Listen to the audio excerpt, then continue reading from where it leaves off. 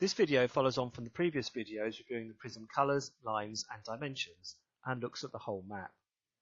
When you look at a prism map, it is important not just to review the colours and dimensions, but to keep in mind what is being shown by the map in its entirety. Let's look at our sample map again.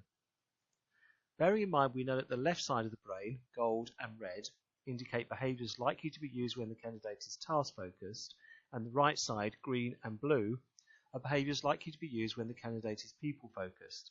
So let's look at the balance between these two. A precise measurement is of course possible by using the quadrant values, but generally a pictorial overview is enough. You can see that with the underlying line, the candidate is more task focused, 131 versus 105, and that this trend continues with the adaptive line, 100 versus 84, and the consistent line, 113 versus 98. In particular, looking at the adapted line, the real strength on the right-hand side comes from the initiating dimension.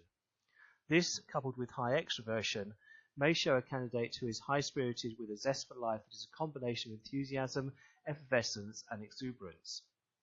They would love to be in the limelight and look for every opportunity to be outgoing and socially gregarious.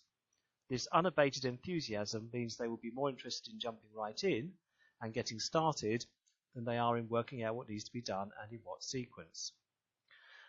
This behaviour could be tempered by the gold, so let's look across to these dimensions, evaluating and finishing. These are both adapted down, so the analytical and methodical approach to getting things done is not likely to be evident in the workplace. So as the task focus is not evident in the gold, it must be coming predominantly from the red. This is a strong colour for this candidate, and the candidate will get things done by a combination of both the delivering and focusing dimensions. The candidate would be independent and hard driving with a strong inherent need to control and achieve.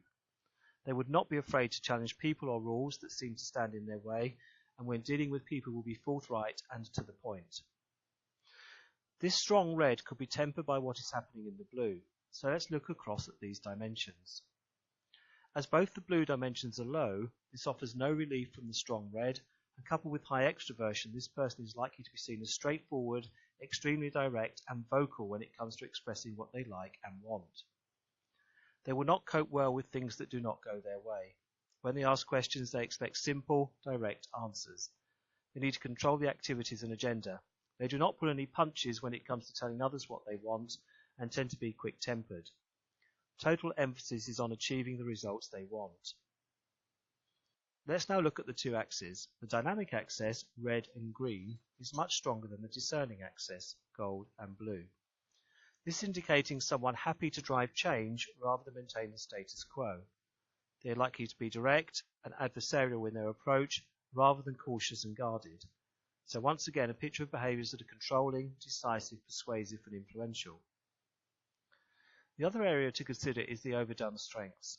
Overdone strengths become evident when a strength is used so much without flexing that it may be seen as a negative by others. Overdone strengths are likely to be seen where all three lines are close to the outer edge, around the 70 mark, or higher. So for this sample map, delivering and focusing are likely to be seen as overdone strengths. You can see these from the dimension key points which are in section 2 of the report. Another area to review is the skew and SD scores shown at the bottom of the map. The skew percentage is designed to indicate how consistent the respondents' responses are. For example, if the candidate selected attentive to detail as the descriptor that is most like them, and later selected accurate as a descriptor that is least like them, their answers will be inconsistent, and thus produce a higher skew percentage, because both descriptors are on part of the same scale. We display this as skew percentage. The lower percentage scored, the more consistent and reliable the answers. Scores of 12 or higher should be explored with the candidate. The SD, Social Desirability Score, is designed to identify individuals who respond in a way that is designed to make them look very favourable. Response distortion scales can help practitioners determine whether an accurate judgment can be made based on the candidate's responses. A score of 7 or higher indicates that these respondents may be highly concerned about social approval and respond to test items in such a way as to avoid the disapproval of people who may read their responses. Their general behaviour may show high conformity to social rules and conventions.